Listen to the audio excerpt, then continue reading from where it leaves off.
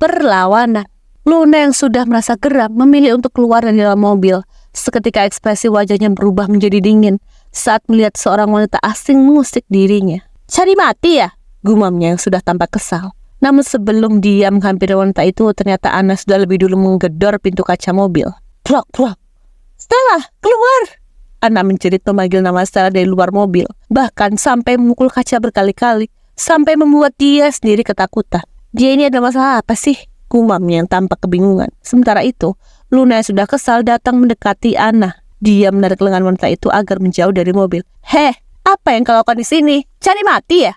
ucapnya dengan tajam, lalu menghentakkan lengan Anna hingga tidak bisa menyentuh mobil lagi. Menyadari ada orang asing yang ikut campur, Anna menggeram marah. Dia menatap seorang gadis muda sedang berdiri di hadapannya. "Heh, bodoh.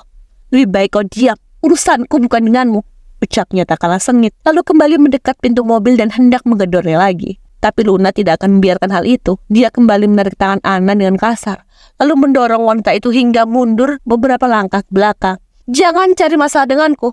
Kau bukan tandinganku, wanita aneh." Luna melototi Anna, menatap wanita itu dengan tajam.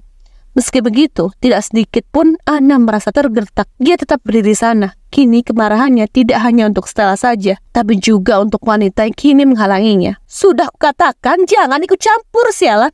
pekik Anna dengan sangat keras, tidak peduli jika saat ini mereka sedang berada di pinggir jalan. "Aku akan beri pelajaran pada wanita busuk itu. Dia sudah merebut Saka dariku."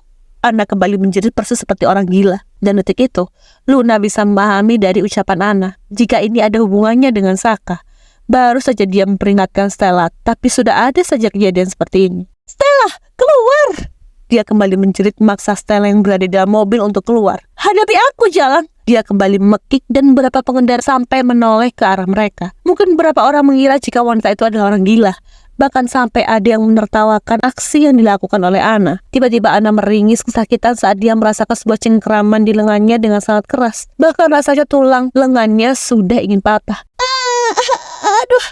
Dia kesakitan dan menyadari jika yang melakukannya adalah Luna. Luna yang tidak terima karena hinaan yang diberikan Anna pada Stella kini sudah terlihat sangat marah. Dia semakin menekan cengkeramannya di lengan Anna dengan rahang yang mengatup rapat. "Jangan sesekali menghina Nona Stella. Jika kau tidak ingin mati di tanganku, bitch," umpat Luna dengan penuh amarah. Bahkan kini dia sudah tidak menunjukkan sikap ramahnya. Dia tahu wanita yang kini ada di hadapannya bukanlah perempuan baik. Pasti dia punya niat terselubung untuk mencelakai Stella. Tapi terang saja, keselamatan Stella sudah dipercayakan padanya dan dia akan memastikan Stella baik-baik saja. "Oh, lepas, ini sakit!" Wajah Anna terlihat merah. Dia panik, takut, dan juga merasakan sakit yang luar biasa di lengannya.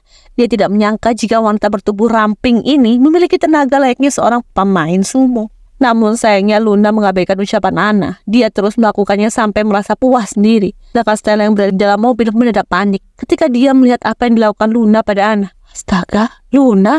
gumamnya. Ternyata tenaganya sangat kuat. Dan sialnya Stella malah tertawa kecil.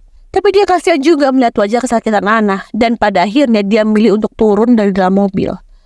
Klek, suara pintu mobil yang terbuka membuat Luna dan Anna menatap ke arah yang sama. Namun itu tidak membuat Luna melepaskan cengkeramannya.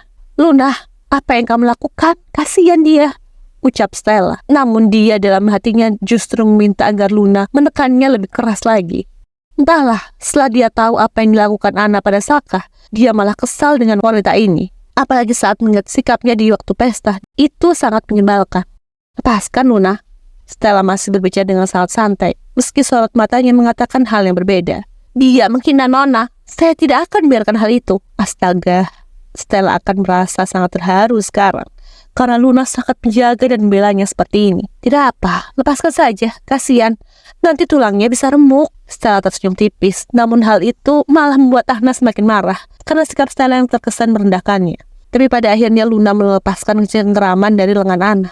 Bahkan dia sedikit mendorongnya ke belakang agar tidak berdekatan dengan Stella. Anna menjerit pelan dan memijat lengannya yang mungkin saja sudah memar, lalu menatap Luna dan Stella secara bergantian dengan penuh amarah. "Kau sialan, berani-beraninya kau merebut Saka dariku," pekiknya sambil menunjuk ke arah wajah Stella, bahkan hampir saja mengenai ujung hidungnya. Tapi Stella justru memberikan respon yang sangat manis. Dia tersenyum kecil, lalu menurunkan jari telunjuk Anna dengan perlahan. "Sabar, Anna. Jangan marah-marah seperti ini. Kita sedang di tengah jalan. Tidak mau kan jika orang-orang menganggapmu orang gila? Namun sialnya hal itu semakin menyulut emosi Anna. Dia benar-benar geram, bahkan rasanya ingin sekali mencekik leher Stella. Tiba-tiba pandangan Anna salah fokus ke arah jari manis Stella. Kedua kelopak matanya melebar ketika melihat cincin yang melingkar di sana. Bagaimana kalau kita cari tempat untuk ngobrol? Anna tidak mempedulikan tawaran Stella. Dia malah menarik jari wanita itu dengan kasar. "Hei!" ujar Luna yang langsung panik. Tapi Stella menggelengkan kepala seolah melarang Luna untuk ikut campur. Tidak apa. Luna sendiri tidak tahu kenapa Stella bersikap baik pada wanita ini. Sementara dia sendiri tahu jika Anna bukanlah salah satu temannya, melainkan lawannya. "Ini, cincin ini!" Anna berusaha menarik cincin itu dari jari Stella, tapi tidak bisa karena detik kemudian Stella langsung menarik jarinya kembali. "Ini pemberian calon suamiku. Dia melamarku dengan ini. Cantik kan?" Stella menatap jarinya yang terlihat sangat indah karena dia cincin itu. Rasanya dia sangat bangga memiliki cincin ini. Anna mengepalkan tangannya dengan erat. Cincin yang dipakai Stella adalah cincin yang sangat dia impikan selama ini. Dan sekarang Saka memberikannya pada orang lain, bukan padanya. Anna sangat tidak terima. Dia menarik jari Stella dengan kasar. "Berikan padaku. Ini milikku." Dia menjerit seperti orang kesetanan. Namun detik kemudian, Stella menyembunyikan jarinya dari wanita itu. Dia menatap Anna dengan senyum sinis. "Sejak kapan ini jadi milikmu? Saka memberikannya untukku sebagai tanda cintanya." "Paham." Anna benar-benar tidak terima. Dia marah dan menggeram persis macan yang marah. Tangannya terkepal erat karena benar-benar benci mendengar ucapan yang keluar dari bibir wanita itu. "Wanita sialan, Saka itu milikku." Dia kembali memekik lalu mengayunkan tangan ke arah pipi Stella. "Nona!" Luna terkejut, namun detik kemudian dia melongo dengan apa yang dilakukan oleh Stella. Karena sekarang dia justru menangkap tangan Anna yang hendak menamparnya dan kembali senyum miring. Sial, lama-lama dia menjadi mirip dengan Saka. "Jangan menyentuhku, Anna, karena bukan aku yang akan membalasnya nanti, tapi Saka." Dia mengentakkan tangan Anna lalu mendekatkan wajahnya ke arah telinga. "Calon suamiku," bisiknya dengan tegas, lalu menarik wajah dan tersenyum puas melihat wajah memerah Anna. "Luna, kita pulang." Stella langsung masuk ke dalam mobil. Dia mengabaikan Anna yang sedetik kemudian menjerit. "Dasar wanita sialan, akan kupastikan kau menderita jalan." Dia menjerit sambil mengentakkan high heelsnya ke arah trotoar. Namun sialnya Stella mengabaikan hal itu. Dia memilih untuk menatap ke depan bersamaan dengan mobil yang melaju dan meninggalkan Anna. Luna yang menyetir melirik Stella dari kaca spion. Sedetik kemudian dia melihat wanita itu menyeka peluh dan juga melepaskan nafas kasar. Seperti orang yang baru saja lepas dari sebuah masalah. "Anda baik-baik saja, Nona?" tanyanya, karena jika terjadi sesuatu, maka dia yang akan menjadi sasaran kemarahan Saka.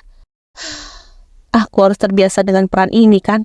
Aku baru bertemu satu. Belum wanita-wanita lain yang pernah berkencan dengan Saka." Setelah menumpukan sebelah tangannya di kening, dia benar-benar terlihat pasrah.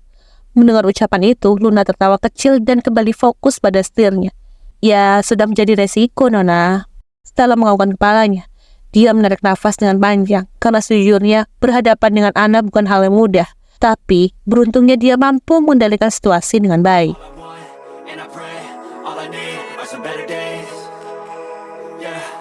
All I need are some better days, 'cause all I want, and I pray, I believe in the better days.